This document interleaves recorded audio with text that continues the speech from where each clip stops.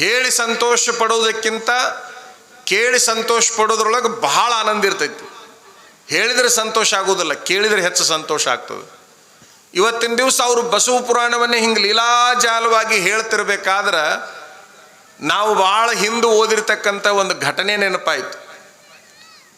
ಅದು ಯಾವುದು ಘಟನೆ ಅಂತಂದ್ರೆ, ಬರಡು ಹಯನಾಗುವುದಯ್ಯ, ನೀನು ಒಲಿದರೆ ವಿಷವು ಅಮೃತವಾಗುವುದಯ್ಯ, ನೀನು ಒಲಿದರೆ ಸಕಲ ಪಡಿ ಪದಾರ್ಥಗಳು ಇದರಲ್ಲಿರ್ಪುವಯ್ಯ ಕೂಡಲ ಸಂಗಮದೇವ. ಈ ಇಂಡಿ ತಾಲೂಕಿನ ಖೇಡ್ಗಿ ಗ್ರಾಮದ ಈ ವಿರಕ್ತ ಮಠದ ಪೂಜ್ಯ ಶ್ರೀಮನ್ನಿರಂಜನ ಪ್ರಣವ ಸ್ವರೂಪ ಶಿವಬಸವರಾಜೇಂದ್ರ ಮಹಾಸ್ವಾಮಿಗಳವರ ಷಷ್ಠಿಪೂರ್ತಿ ಕಾರ್ಯಕ್ರಮದ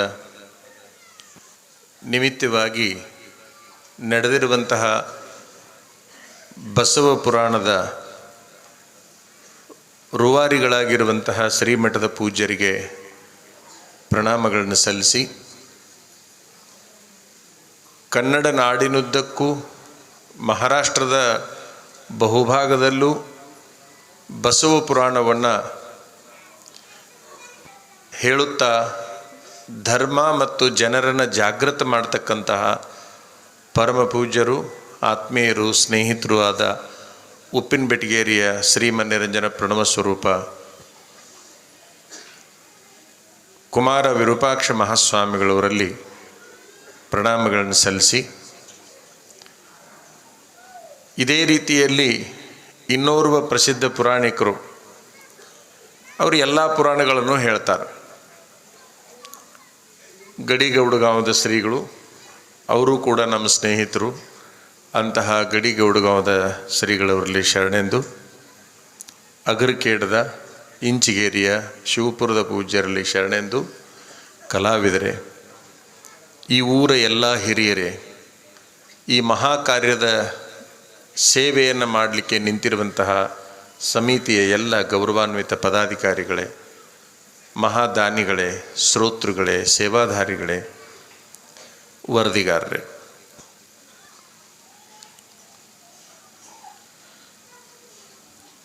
ಮಧ್ಯದಲ್ಲಿ ಬಂದು ಒಂದಿಷ್ಟು ಬಸವ ಪುರಾಣಕ್ಕೆ ತೊಂದರೆಯನ್ನು ಮಾಡಿದ್ದೇವೆ. ಅದಕ್ಕಾಗಿ ವಿಷಾದಿಸ್ತೇವೆ. ಹಾಡೋ ಟೈಮ್ನ್ಯಾಗ ಹೋಗಿ ಸೇರಿಕೊಳ್ಳೋನು ಅಂತ ನಾವು ಅಂದ್ವಿ. ನಡಿತೈತಿ ಬರ್ರಿ, ಹಂಗೇನು ಅವ್ರು ಸಿಟ್ಟಿಗೆ ಹೇಳೋದಿಲ್ಲ ಅಂತೇಳಿ ಅಂದಿದ್ದಕ್ಕೆ ಅವ್ರು ಹೇಳೋ ಮುಂದೆ ಒಳಗೆ ಬಂದ್ವಿ.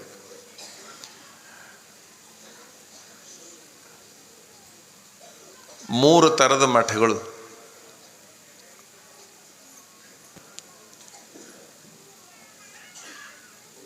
ಕರೆದಾಗ ಹೋಗುವಂತಹ ಮಠಗಳು. ಕೆಲವು ಮಠಗಳದಾವ, ಅವರು ಕರೆದ್ರೆ ಮಾತ್ರ ಅವ್ರ ಮಠಕ್ಕೆ ಹೋಗಬೇಕು, ಕರೀಲಾರ್ದ ಹೋಗಬಾರ್ದು. ಅಲ್ಲಿ ಕರೆದಾಗ ಮಾತ್ರ ಹೋಗಬೇಕು. ಇನ್ನು ಕೆಲವು ಮಠಗಳದಾವ, ಅವರು ಕರೆದ್ರೂ ಹೋಗಬಾರ್ದು, ಕರೆದಿಲ್ಲಂದ್ರೂ ಹೋಗಬಾರ್ದು. ಎರಡನೇ ವರ್ಗದ ಮಠ. ಕರೆಯೋದು ಬೇಕಾಗಿಲ್ಲ, ಬಿಡೋದು ಬೇಕಾಗಿಲ್ಲ, ನಮ್ಮ ಹಕ್ಕಿನಿಂದ ನಾವು ಹೋಗುವಂಥ ಮಠಗಳು ಅದಾವ. ಅಂತಹ ಮಠಗಳ ಪೈಕಿ ನಾನು 1ನೇ ನಂಬರ್ ಮಠ ಯಾವುದು ಅಂತೀನಿ ಅಂದರೆ ಈ ಖೇಡ್ಗಿ ವಿರಕ್ತ ಮಠಕ್ಕಂತೀನಿ.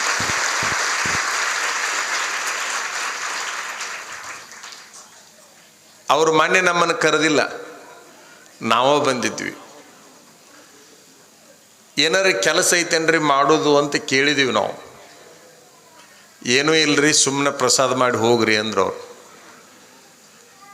ಒಂದು ದಿವಸದ ಸಭೆಗಾದರೂ ಕುಂತು ಹೋಗೋಣ ಅಂತೇಳಿ ಸಂಚಾರಿ ಬಸವ ಪುರಾಣದಲ್ಲಿ ಬಂದು ಹೋದ್ವಿ. ವಿಚಾರ ಮಾಡಬೇಕು, ನೀವೆಲ್ಲ ಭಾಳ ವಿಚಾರ ಮಾಡಬೇಕು. ನಮ್ಮಂಥವರೆಲ್ಲರೂ ಕರೀಲಾರ್ದಂಗೆ ಬರೋ ಮಠ ಅಂತ ಇದಕ್ಕೆ ಅಂತೀವಿ ಅಂತಂದ್ರೆ, ನೀವೆಂದೂ ಸ್ವಾಮಿಗಳು ಕರೆದಾಗ ಹೋಗಬೇಕು ಅಂತ ಅನ್ಕೋಬೇಡ್ರಿ. ಹಾಗೇನಾದರೂ ಸ್ವಾಮಿಗಳು ಕರೆದ್ರೆ ನಾ ಮಠಕ್ಕೆ ಹೋಗ್ತೀನಿ ಅನ್ನೋರು ಅದೀರಿ ಅಂತಂದರೆ ಬಹುಶಃ ಭೂಮಿ ಮೇಲಿನ 2 ಕಾಲಿನ ಪ್ರಾಣಿ ಹಾಕಿರೇ ಹೊರತಾಗಿ ಮನುಷ್ಯರಾಗಲಿಕ್ಕೆ ಸಾಧ್ಯವೇ ಇಲ್ಲ ಅನ್ನುವಂಥದ್ದನ್ನು ಅರ್ಥ ಮಾಡ್ಕೋಬೇಕು. ಒಂದು ಸತ್ಯವನ್ನು ಮೊದಲಿಗೆ ಹೇಳಬೇಕನ್ಸುತ್ತೆ.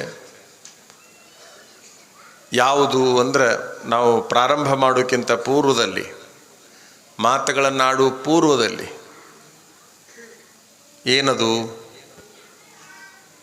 ನಾನು ಈ ಜೀವ ಇರೋ ತನಕನೂ ಕೂಡ ಕೆಲವು ಮಂದಿ ಋಣವನ್ನು ತೀರಿಸ್ಲಿಕ್ಕೆ ಆಗೋದಿಲ್ಲ, ಅದರ ಪೈಕಿ ಇವರ ಋಣನೂ ಕೂಡ ತೀರಿಸ್ಲಿಕ್ಕೆ ಆಗೋದಿಲ್ಲ ಅನ್ನೋದು ನಿಮ್ಮ ಗಮನದಾಗ ಇರಲಿ. ನಾವು ಅವರ ಋಣದಲ್ಲಿದ್ದೀವಿ, ನಾವು ಅವರ ಋಣದಲ್ಲಿದ್ದೀವಿ.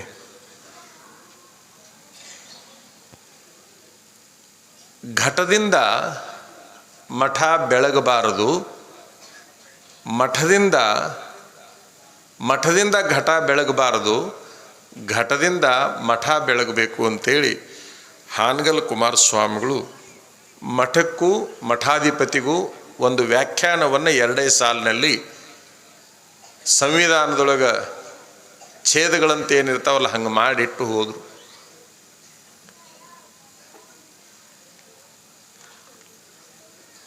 ಏನಂತಾರ ಹಾನಗಲ್ ಕುಮಾರಸ್ವಾಮಿಗಳು ಅಂದ್ರೆ, ಮಠದಿಂದ ಘಟ ಬೆಳಗಬಾರದು ಅಂತ. ಘಟ ಅಂದರೆ ಶರೀರ. ಆ ಮಠದ ಸ್ವಾಮಿ ಆಗಿರೋದ್ರಿಂದ ಬಹಳ ಪ್ರಚಾರಕ್ಕೆ ಬರ್ತಾರೆ ಸ್ವಾಮಿಗಳು, ಇಂಥ ಮಠದ ಸ್ವಾಮಿಗಳು ಅಂತೇಳಿ. ಅದೇನು ದೊಡ್ಡ ಮಹಾ ಅಲ್ಲ ಅಂತ. ಬಹಳ ದೊಡ್ಡ ಜಾಗಕ್ಕೆ ಕೂತ್ಕೊಂಡು ಇವರು ಆ ಮಠದ ಸ್ವಾಮಿಗಳು ಅನಿಸಿಕೊಳ್ಳೋದೇನು ಬಹಳ ದೊಡ್ಡ ಮಹಾ ಅಲ್ಲ. ಏನೂ ಇಲ್ಲದ ಜಾಗದಲ್ಲಿ ಬಂದು ಕೂತ್ಕೊಂಡು ಇಡೀ ರಾಜ್ಯ ಹೊಳ್ಳಿ ನೋಡುವಂಗೆ ಯಾವುದಾದ್ರೂ ಸ್ವಾಮಿಗಳು ಮಠ ಮಾಡ್ತಾರಲ್ಲ, ಅದು ನಿಜವಾದ ಸ್ವಾಮಿಯ ಸಾಧನೆ ಅಂತೇಳಿ ಹಾನಗಲ್ ಕುಮಾರಸ್ವಾಮಿಗಳು ಹೇಳ್ತಾರೆ. ಇವತ್ತಿಡೀ ಕರ್ನಾಟಕದ ಜನಾಂಗಕ್ಕೆ ಖೇಡ್ಗಿ ಮಠ ಊರು ಪರಿಚಯ ಆಗಕತ್ತೈತಿ. ಅಂದಮೇಲೆ ಇಲ್ಲಿ ಏನಪ್ಪ ಅಂದ್ರೆ, ಹಾನಗಲ್ ಕುಮಾರಸ್ವಾಮಿಗಳಿಗೆ ಅತೀ ಮನುಷ್ಯಗೆ ಆನಂದ ಆಗುವಂಗೆ ಬಾಳೆ ಮಾಡಿದ ಸ್ವಾಮಿಗಳು ಯಾರಂದ್ರೆ ನಿಮ್ಮ ಅಜ್ಜವರು ಅನ್ನುವಂಥದ್ದು ನಿಮ್ಮ ಗಮನದಾಗಿರಲಿ. ಅವ್ರಿಗೆ ಭಾಳ ಆನಂದ ಆಗೈತಿ, ಘಟದಿಂದ ಮಠ ಬೆಳಗಾಕತ್ತೈತಾಳಂತೇಳಿ. ಇಲ್ಲಿ 30 ವರ್ಷದ ಹಿಂದೆ ನಾವು ಬಂದೀವಿ, ಅವಾಗ ಏನಿತ್ತಿಲ್ಲ ಅನ್ನೋದು ನಾವು ಬಲ್ವಿ. ಮೊದಲಿಗೆ ನಮ್ಮನ್ನು ಇಲ್ಲಿ ಕರ್ಕೊಂಬಂದವರು ಅಕ್ಕಲಕೋಟೆ ಒಳಗೆ ಖೇಡ್ಗಿ ಮನೆತನದವರು ಯಜಮಾನರಿದ್ದರು, ಚನ್ನಬಸಪ್ಪ ಖೇಡ್ಗಿ ಅಂಥೇಳಿ. ಅವರು ಕರ್ಕೊಂಬಂದಿದ್ರು ನಮ್ಮನ್ನು. ನಮ್ಮ ಊರಿಗೆ ಒಂದು ಮಠ ಐತಿ, ಹೋಗಿ ಬರೋಣ ಬರ್ರಿ ಅಂತ. ಅವಾಗೂ ಈ ಮಠ ನೋಡಿವಿ ನಾವು 30 ವರ್ಷಗಳ ಹಿಂದೆ. ಈಗೂ ಈ ಮಠ ನೋಡಾಕತ್ತೀವಿ. ಅವತ್ತು ಬಣ ಅಂತಿತ್ತು, ಇವತ್ತು ಜಗ ಅನ್ನಕತ್ತೈತಲ್ಲ, ಅದಕ್ಕೆ ಅವರ ಶ್ರಮ, ಅವರ ಪೂಜಾದ ಫಲ ಕಾರಣ. ಕರ್ನಾಟಕದಲ್ಲಿ 2 ಥರದ ಸ್ವಾಮಿಗಳು ಸಿಗ್ತಾರೆ. ಮಠದ ಋಣದಲ್ಲಿರ್ತಕ್ಕಂತಹ ಸ್ವಾಮಿಗಳು, ಮಠವನ್ನು ತಮ್ಮ ಋಣದಲ್ಲಿ ಇಟ್ಟುಕೊಂಡಿರ್ತಕ್ಕಂಥ ಸ್ವಾಮಿಗಳು. 2 ಥರದ ಸ್ವಾಮಿಗಳು. ಆ ಮಠಕ್ಕೆ ಏನೂ ಮಾಡಲಾರ್ದಂಗೆ, ಒಂದು ಯಾವುದೇ ಅಭಿವೃದ್ಧಿ ಮಾಡಲಾರ್ದಂಗೆ, ಒಂದು ಕಟ್ಟಡ ಕಟ್ಟಂಗಿಲ್ಲ, ಒಂದು ದಾಸೋಹ ಮಾಡಂಗಿಲ್ಲ, ಜನಜಾಗೃತಿಯ ಕಾರ್ಯಗಳನ್ನು ಮಾಡಂಗಿಲ್ಲ, ಲಿಂಗಧಾರಣೆಯಂತಹ ಕಾರ್ಯಗಳನ್ನು ಮಾಡಂಗಿಲ್ಲ, ಲಿಂಗ ಪೂಜೆಯನ್ನು ಮಾಡಂಗಿಲ್ಲ, ಏನೂ ಕೆಲಸ ಮಾಡಲಾರ್ದಂಗೆ ಸುಮ್ಮನೆ ಮಠದ ಆದಾಯವನ್ನು ತೆಗೆದುಕೊಂಡು ಸುಮ್ಮನೆ ಊಟ ಮಾಡ್ಕೊತ ಹಿಂಗೆ ಆ ಕಡೆ ಈ ಕಡೆ ಹೋಗ್ಕೊಂತ ಬರ್ಕೊತ ಇರ್ತಾರಲ್ಲ, ಅವರೆಲ್ಲ ಮಠದ ಋಣದಾಗಿರ್ತಕ್ಕಂತಹ ಸ್ವಾಮಿಗಳು. ಇನ್ನು ಕೆಲವು ಜನ ಸ್ವಾಮಿಗಳು ಸಿಗ್ತಾರ, ಮಠವನ್ನು ತಮ್ಮ ಋಣದಾಗಿ ಇಟ್ಕೊಂಡು ಹೋಗ್ತಕ್ಕಂಥ ಸ್ವಾಮಿಗಳು.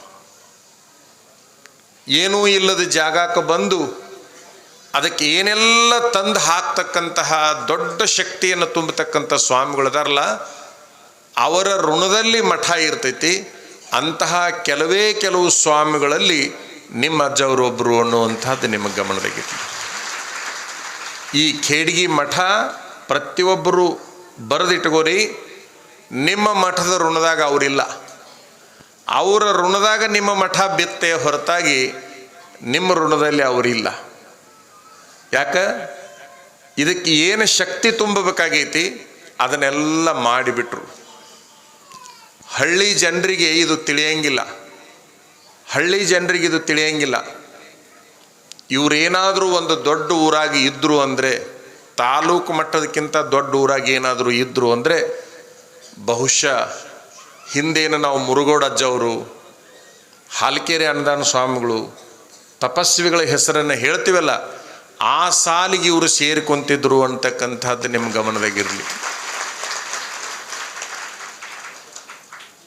3 ಹೊತ್ತು ಪೂಜೆಯನ್ನು ಮಾಡ್ತಕ್ಕಂತಹ ಸ್ವಾಮಿಗಳು, ಆಚಾರ ಪ್ರಧಾನವಾದ ಸ್ವಾಮಿಗಳು, ಲಿಂಗ ಪೂಜಾ ಪ್ರಧಾನವಾದ ಸ್ವಾಮಿಗಳು, ವಿಚಾರ ಪ್ರಧಾನವಾದ ಸ್ವಾಮಿಗಳು, ದಾಸೋಹ ಪ್ರಧಾನವಾದ ಸ್ವಾಮಿಗಳು, ಶಿಷ್ಟಾಚಾರ ಪ್ರಧಾನವಾದ ಸ್ವಾಮಿಗಳು, ಪರಂಪರೆಯ ಉಳಿವಿಗಾಗಿ ಬಡದಾಡ್ತಕ್ಕಂತಹ ಸ್ವಾಮಿಗಳು, ಹಿಂಗೆ ಒಳ್ಳೆವು ಅಂತ ಏನು ಕಾಣ್ತಾವಲ್ಲ, ಆ ಎಲ್ಲ ಒಳ್ಳೆಯತನಕ್ಕೆ ಒಂದು ದೊಡ್ಡ ಉದಾಹರಣೆ ನಮ್ಮ ಕಣ್ಣೆದುರಿಗಿರೋದಂತಂದ್ರೆ ಶಿವಬಸವರಾಜೇಂದ್ರ ಮಹಾಸ್ವಾಮಿ.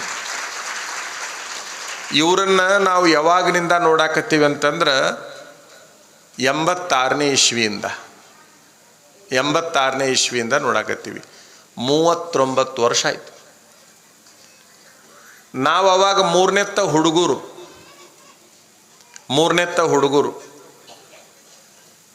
ಇವರು ಗಡಿಗೌಡಗಾಂವ್ ಸ್ವಾಮಿಗಳು 10ನೆತ್ತ ಪಾಸ್ ಆಗಿ ಬಂದಿದ್ದರು. ನಾನು 3ನೆತ್ತಕ್ಕೆ ಹೋಗಿದ್ದೆ. ಉಪ್ಪಿನ ಬೆಟಗೇರಿ ಅಜ್ಜವ್ರು ಇನ್ನೂ ಬಂದಿದ್ದಿಲ್ಲ. ಅವಾಗ ನಮಗೆ ಸೆಕ್ರೆಟರಿ ಆಗಿದ್ದರು ನಿಮ್ಮ ಅಜ್ಜವರು. ನಮ್ಮನ್ನೆಲ್ಲ ತಿದ್ದಿ ಬುದ್ಧಿವಾದ ಹೇಳಿ ಪಾಠ ಹೇಳಿ ನಮ್ಮ ಮೇಲಿನ ಜವಾಬ್ದಾರಿ ಇವರಿಗಿತ್ತು ಶಿವಯೋಗ ಮಂದಿರದೊಳಗೆ. ಅಲ್ಲಿಂದ ಇಲ್ಲಿಯವರೆಗೆ ನಾನು ನೋಡಲಾಗಿ 24 ಕ್ಯಾರೆಟ್ಗಿಂತ ಹೆಚ್ಚು ಕ್ಯಾರೆಟ್ ಬಂಗಾರ ಒಂದು ಯಾವುದಾದ್ರೂ ಇದ್ದರೆ ಅದು ಶಿವಬಸವರಾಜೇಂದ್ರ ಮಹಾಸ್ವಾಮಿಗಳು. ಬಹಳ ಅಭಿಮಾನದಿಂದ ಅವ್ರ ಕಾರ್ಯಕ್ರಮಕ್ಕೆ ನಾವು ಬಂದೀವಿ. ಪ್ರೇಮದಿಂದ ಬಂದೀವಿ, ಅಭಿಮಾನದಿಂದ ಬಂದೀವಿ, ಹಕ್ಕಿನಿಂದ ಬಂದೀವಿ. ನಿನ್ನೆ ಬರಬೇಕಾಗಿತ್ತು. ವಿಜಯಪುರದಲ್ಲಿ ಒಂದು ಮೀಟಿಂಗ್ನಲ್ಲಿ ಕುಂತಿರೋದ್ರಿಂದ ಅದು ಮೀಟಿಂಗ್ ಬೇಗನೆ ಮುಗಿಲಿಲ್ಲ, ಬರೋಕ್ಕಾಗಲಿಲ್ಲ. ಇವರೇನು ಉಪ್ಪಿನ ಬೆಟಗೇರಿ ಅಜ್ಜವ್ರು ಅದಾರಲ್ಲ, ಬಸವ ಪುರಾಣ ವಿಜಯಪುರ ಜಿಲ್ಲೆಯಲ್ಲಿ ಬಸವ ಪುರಾಣವನ್ನು ಬಹಳ ಎತ್ತರದ ಮಟ್ಟಕ್ಕೆ ಒಯ್ದು ಬೆಳೆಸಿದವರು ಯಾರು ಅಂತಂದ್ರೆ ಬಂಧನಾಳದ ಸಂಗನ ಬಸವ ಮಹಾಸ್ವಾಮಿಗಳು. ಅವ್ರನ್ನ ನಾವು ನೆನೆಸಲೇಬೇಕು. ಬಸವ ಪುರಾಣ ಅಂದ್ರೆ ಬಂಧನಾಳದ ಸಂಗನ ಬಸವ ಸ್ವಾಮಿಗಳು. ಆ ಕಾಲದಾಗ ಇನ್ನೊಬ್ಬರು ಸ್ವಾಮಿಗಳು ಇದ್ದರು, ಪ್ರಭುಲಿಂಗ ಲೀಲಾ ಹೇಳ್ತಿದ್ರು. ಅವರು ಪ್ರಭುಲಿಂಗ ಲೀಲಾ ಹೇಳ್ತಾರಪ್ಪ ಅಂದ್ರೆ ಮುಧೋಳದ ಮೃತ್ಯುಂಜಯ ಸ್ವಾಮಿಗಳು. ಅವರು ಪ್ರಭುಲಿಂಗ ಲೀಲಾ ಹಿಡ್ಕೊಂಡು ರಾಜ್ಯವನ್ನು ಸಂಘಟನೆ ಮಾಡಿದರು. ಇವರು ಬಸವ ಪುರಾಣವನ್ನು ಹಿಡ್ಕೊಂಡು ರಾಜ್ಯವನ್ನು ಸಂಘಟನೆ ಮಾಡಿದರು. ಒಂದು ಬಸವ ಪುರಾಣ, ಎರಡನೇದ್ದು ಪ್ರಭುಲಿಂಗ ಲೀಲೆ. ಇವು ಎರಡೂ ರಾಜ್ಯದೊಳಗೆ ಬಹಳ ದೊಡ್ಡ ಕ್ರಾಂತಿಯನ್ನು ಮಾಡಿದ್ವು. ಒಂದು ಕಾಲಕ್ಕೆ ಬಹಳ ದೊಡ್ಡ ಕ್ರಾಂತಿ. ಅಖಿಲ ಭಾರತ ವೀರಶೈವ ಮಹಾಸಭೆ ಅಂತೇನಾಗತ್ತಲ್ಲ, ಅದು ಹಾನಗಲ್ ಕುಮಾರ ಮಹಾಸ್ವಾಮಿಗಳವರಿಂದ ಸ್ಥಾಪನೆ ಆಗುತ್ತೆ. ಅಖಿಲ ಭಾರತ ವೀರಶೈವ ಮಹಾಸಭೆ ಮತ್ತು ಶಿವಯೋಗ ಮಂದಿರ ಇವು ಎರಡೂ ಬಹಳ ದೊಡ್ಡ ಸಂಸ್ಥೆಗಳು. ವೀರಶೈವ ಲಿಂಗಾಯತರನ್ನ ಜಾಗೃತ ಮಾಡತಕ್ಕಂತಹ ಸಂಸ್ಥೆಗಳು. ಒಂದು ಸಮಾಜವನ್ನು ಎತ್ತರಕ್ಕೆ ಒಯ್ಯಬೇಕನ್ನುವಂತಹ ಸಂಸ್ಥೆ ಮಹಾಸಭೆ. ಇನ್ನೊಂದು ಆಚಾರ ವಿಚಾರಗಳನ್ನು ಶಾಶ್ವತವಾಗಿ ಜಾಗೃತವಾಗಿ ಇಡಬೇಕನ್ನುವಂಥದ್ದು ಶಿವಯೋಗ ಮಂದಿರ. ಈ ಎರಡೂ ಸಂಸ್ಥೆಗಳು ಯಾವುದರ ಪರಿಣಾಮವಾಗಿ ಹುಟ್ಟಿದವು ಅಂತಂದರೆ ಬಸವ ಪುರಾಣದ ಪರಿಣಾಮವಾಗಿ ಹುಟ್ಟಿದವು ಅಂತಕ್ಕಂಥದ್ದು ನಿಮಗೆಲ್ಲ ಗೊತ್ತಿರಲಿ. ಸವದತ್ತಿ ಒಳಗೆ ಬಸವ ಪುರಾಣ ನಡೆದಿತ್ತು. ಆ ಸವದತ್ತಿ ಒಳಗೆ ಬಸವ ಪುರಾಣ ನಡೆದಂತಹ ಸಂದರ್ಭದೊಳಗೆ ಬಹಳ ದೊಡ್ಡವರು ಅತನಿ ಶಿವಯೋಗಿಗಳು, ಬಿದರಿ ಕುಮಾರಸ್ವಾಮಿಗಳು, ಬೀಳೂರು ಗುರುಬಸವ ಸ್ವಾಮಿಗಳು, ಹಾನಗಲ್ ಕುಮಾರಸ್ವಾಮಿಗಳು, ಇಂತಹ ಬಹಳ ದೊಡ್ಡ ತಪಸ್ವಿಗಳು ಮುಂದಾಳತ್ವವನ್ನು ವಹಿಸಿಕೊಂಡಿದ್ದರು. ಕರ್ನಾಟಕದ ಇತಿಹಾಸದಲ್ಲಿ ಬಹಳ ದೊಡ್ಡ ಹೆಸರು ಮಾಡಿರ್ತಕ್ಕಂಥ ಬಸವ ಪುರಾಣ ಅಂತಂದ್ರೆ ಸವದತ್ತಿ ಬಸವ ಪುರಾಣ. ಯಾಕೆ? ಸಮಾಜ ಸಂಘಟನೆ ಆಗಲಿಕ್ಕೆ ಕಾರಣ ಆಗಿರ್ತಕ್ಕಂತಹ ಪುರಾಣ. ವಿಚಾರ ಮಾಡ್ರಿ, ಸವದತ್ತಿ ಒಳಗೆ ಬಸವ ಪುರಾಣ ನಡೆದ್ರೆ ಹಾಸನ ಜಿಲ್ಲೆಯಿಂದ ದೊಡ್ಡ ದೊಡ್ಡ ಲೀಡರ್ ಪುರಾಣ ಕೇಳಕ್ಕೆ ಬರ್ತಾರೆ. ಅವತ್ತಿನ ಕಾಲಕ್ಕೆ ಹಾಸನ ಜಿಲ್ಲೆಯಿಂದ ಬರ್ತಾರೆ, ಮೈಸೂರು ಜಿಲ್ಲೆಯಿಂದ ಬರ್ತಾರೆ ಬಸವ ಪುರಾಣ ಕೇಳಕ್ಕೆ. ವಿಚಾರ ಮಾಡ್ರಿ, ಇಲ್ಲಿ ಮಗ್ಗಲ ಹಳ್ಳಿ ಜನ ಬಸವ ಪುರಾಣ ಕೇಳಕ್ಕೆ ಬಂದಿಲ್ಲ ಅಂದ್ರೆ ಎಷ್ಟು ಬುದ್ಧಿಗೇಡಿಗಳಾಗಿರ್ಬೇಕು. ಅಥವಾ ಇದ್ದೂರಾಗ ಇದ್ದೂ ಯಾರ ಬಸವ ಪುರಾಣ ಕೇಳಕ್ಕೆ ಬಂದಿಲ್ಲ ಅಂದ್ರೆ ಎಷ್ಟು ಬುದ್ಧಿಗೇಡಿಗಳಾಗಿರ್ಬೇಕು. ಸವದತ್ತಿಯಲ್ಲಿ, ಮೈಸೂರು, ಹಾಸನೆಯಲ್ಲಿ ಬಹಳ ವಿಚಾರ ಮಾಡುವಂಥದ್ದು. ಈ ನೀರೊಳಗೆ ಕಮಲದ ಹೂವು ಅರಳಿರ್ತೈತಲ್ಲ, ನೀರಿನೊಳಗೆ ಕಮಲದ ಹೂವು ಅರಳಿರ್ತೈತಲ್ಲ, ಆ ಹೂವಿನೊಳಗೆ ಏನು ಬಂದು ಕುಂದಿರ್ತಾವು? ಯಾವ ಹುಳ ಬರ್ತಾವು? ಒಬ್ರು ಯಾರು ಹೇಳ್ರಿ? ಮಕರಂದ ತಿನ್ನಾಕ ಬರ್ತಾವಲ್ಲ, ಅದರೊಳಗೆ ಪೌಡರ್ ಇರ್ತೈತಲ್ಲ ಒಂದು, ಅದನ್ನು ಪೌಡರ್ ತಿನ್ನಾಕ ಬರ್ತಾವಲ್ಲ, ಏನವು? ಜೇನು ಹುಳುಗಳು ಅಲ್ಲ. ಹೂವಿನೊಳಗಿನ ಮಕರಂದವನ್ನು ತಿನ್ನಲಿಕ್ಕೆ ಜೇನು ಹುಳುಗಳು ಬರ್ತಾವ. ಆ ನೀರಾಗೇನು ಕಮಲ ಐತಲ್ಲ, ಅದ್ರದ್ದೊಂದು ಹಿಂಗೆ ಬಡ್ಡೆ ಐತಲ್ಲ ಒಳಗೆ, ಅದ್ರ ದೇಟು ಅಂತ ನಾವು ಕರಿತೀವಿ ಅದಕ್ಕೆ. ಆ ದೇಟಿನ್ಯಾಗ ಒಂದು, ಆ ದೇಟ್ ಹಿಡ್ಕೊಂಡು ಗಟ್ಟಿಯಾಗ ನಿಂತಿರ್ತೈತಿ ಕಪ್ಪೆ. ಕಪ್ಪಿ ಹೂವಿನ ಬುಡಕ ಐತಿ ನೀರಾಗ. ಒಂದು ದಿವಸ ಇಲ್ಲಿ ಮ್ಯಾಲ ಹೂವು ಐತಿ, ಈ ಹೂವಿನಾಗ ಒಂದು ಮಕರಂದ ಐತಿ ಅನ್ನೋದ ಗೊತ್ತಿಲ್ಲ ಅದಕ್ಕೆ. ಎದಕ್ಕೆ? ಕಪ್ಪಿಗೆ. ಎಲ್ಲೋ ಇರ್ತಕ್ಕಂಥ ಜೇನು ಹುಳುಗಳು ಬಂದು ಆ ಮಕರಂದವನ್ನು ತೆಗೆದುಕೊಂಡು ಹೋಗಿ ಏನು ಮಾಡ್ತಾವ? ಮಕರಂದವನ್ನು ಜೇನುತುಪ್ಪವನ್ನಾಗಿ ಮಾಡ್ತಾವ. ಜೇನುತುಪ್ಪವನ್ನು, ಹೂವಿನೊಳಗಿನ ಪುಡಿಯನ್ನು, ಪೌಡರ್ನ ತೆಗೆದುಕೊಂಡು ಹೋಗಿ ಅದನ್ನು ಜೇನುತುಪ್ಪ ಮಾಡಿ ಮತ್ತೆ ಮಂದಿಗೆ ಕೊಡ್ತಾವ. ಹೌದಾ? ಆದ್ರೆ ಬೆಳಗ್ಗೆ ಸಾಯಂಕಾಲ ಅಲ್ಲೇ ಗಟ್ಟಿಗೆ ಹಿಡ್ಕೊಂಡು ಕುಂತಿರ್ತಕ್ಕಂಥ ಕಾಪಿ ಮಾತ್ರ ಒಂದು ದಿವಸವೂ ಹೂವಾನು ನೋಡಲಿಲ್ಲ, ಮಕರಂದನೂ ನೋಡಲಿಲ್ಲ. ಹೌದಲ್ಲ? ಇಲ್ಲೇನು ಬಂದು ಕುಂತಿರ್ಲ, ನೀವೆಲ್ಲ ಬಸವ ಪುರಾಣದ ಮಕರಂದವನ್ನು ಹೀರ್ಲಿಕ್ಕೆ ಬಂದಿರತಕ್ಕಂಥ ಜೇನು ಹುಳುಗಳು ನೀವೆಲ್ಲ, ಜೇನು ಹುಳುಗಳು ನೀವೆಲ್ಲ. ಎಲ್ಲ ರೀತಿ ಸರಿ ಇದ್ದು ಯಾವ ಬಂದಿಲ್ಲಲ್ಲ ಅವು ಏನವು? ನಾ ಏನು ಅನ್ನೋದು ಬೇಡ, ಅದನ್ನ ನೀವು ಅನ್ಕೊಳ್ಳೋಕೆ ಅಡ್ಡಿ ಇಲ್ಲ. ಅಂಥವು ಯಾವ ಇದ್ರು ಇದ ನೋಡು ಕಪ್ಪಿ ಅನ್ಕೊಂತ ಅಡ್ಡಾಡ್ರಿ. ನಾಳೆಗೆ ಶಿರಟ್ಟಿ ಅಜ್ಜಾರು ಹೇಳಿದ್ರಲ್ಲ, ಇದ ನೋಡು ಕಪ್ಪಿ ಅನ್ಕೊಂತ ಅಡ್ಡಾಡ್ರಿ ನೀವು. ಅವು ಕಪ್ಪಿ ಏನಕ್ಕವು? ನಾಳೆಗೆ ಜೇನು ಹುಳ ಹಾಕವ. ಉಪ್ಪಿನ ಬೆಟಗೇರಿ ಅಜ್ಜವರು ಪುರಾಣ ಹೇಳಾಕ ಕುಂತ್ರು ಅಂತಂದ್ರೆ ಜಗ ಕಾಣಂಗಿಲ್ಲ, ಬರೇ ತಲೆ ಕಾಣ್ತಾವ, ತಲೆ. ಇಲ್ಲಿ ಇನ್ನೂ ಒಂದಿಷ್ಟು ಜಗ ಕಾಣಕತ್ತೈತಿ. ಆದಷ್ಟು ಜಗ ತುಂಬಿತು ಅಂತಂದ್ರೆ ಈ ಕಮಲ, ಬಸವ ಪುರಾಣ ಅನ್ನುವಂಥ ಕಮಲ ನಿಜವಾದ ಸಾರ್ಥಕತೆಯನ್ನು ಪಡಿತೈತಿ. ಜನಗಳನ್ನುವಂಥ ದುಂಬಿಗಳು ಬಂದು, ಆ ಹುಳುಗಳು ಬಂದು ಇದನ್ನು ಸ್ವೀಕರಿಸಿದಾಗ ಬಹಳ ಚಲೋ ಆಗ್ತದೆ. ನಮ್ಮ ದೊಡ್ಡ ದೊಡ್ಡ ಶಿಕ್ಷಣ ಸಂಸ್ಥೆಗಳೇನು ಹುಟ್ಟಿಕೊಂಡವಲ್ಲ, ಕರ್ನಾಟಕದಲ್ಲಿ ಬಹಳ ದೊಡ್ಡ ದೊಡ್ಡ ಹೆಸರುವಾಸಿ ಶಿಕ್ಷಣ ಸಂಸ್ಥೆಗಳು ಹುಟ್ಟಿದ್ದು ಹೆಚ್ಚಾಗಿ ಬಸವ ಪುರಾಣದಿಂದ ಮತ್ತು ಪ್ರಭುಲಿಂಗ ಲೀಲೆಯಿಂದ. ಇವು ಎರಡು ಸಮಾಜವನ್ನ, ಶಿಕ್ಷಣ ಸಂಸ್ಥೆಯನ್ನ, ಜನರನ್ನ ಬೆಳೆಸಿ ವಿದ್ಯಾವಂತರನ್ನಾಗಿ ಮಾಡಿದು. ಲಿಂಗದ ಬಗ್ಗೆ ಹೇಳ್ತಾ ಇದ್ರು ಅಜ್ಜವರು, ಬೆಟಗೇರಿ ಅಜ್ಜವ್ರು ಹೇಳ್ತಾ ಇದ್ರು ಲಿಂಗದ ಬಗ್ಗೆ. ಒಂದು ಬಹಳ ಚೆನ್ನಾಗಿ ನೆನಪಿನಾಗಿರ್ಲಿ, ಬಸವಣ್ಣನವರು ಲಿಂಗ ಇರಲಾರದವರಿಗೆ ಪ್ರವೇಶ ಇಲ್ಲ ಅಂತ ಬೋರ್ಡ್ ಹಾಕಿದ್ರು ಅಂತ ಹೇಳಿದ್ರು. ಬಸವಣ್ಣನ ಕಾಲಕ್ಕೆ ಲಿಂಗ ಜಾತಿಯ ಸಂಕೇತವಾಗಿರಲಿಲ್ಲ, ಅದು ನೀತಿಯ ಸಂಕೇತವಾಗಿತ್ತು. ಲಿಂಗ ಅಂದ್ರೆ ಅದು ಜಾತಿ ಸಂಕೇತ ಅಲ್ಲ, ಅದು ನೀತಿ ಸಂಕೇತ ಆಗಿತ್ತು.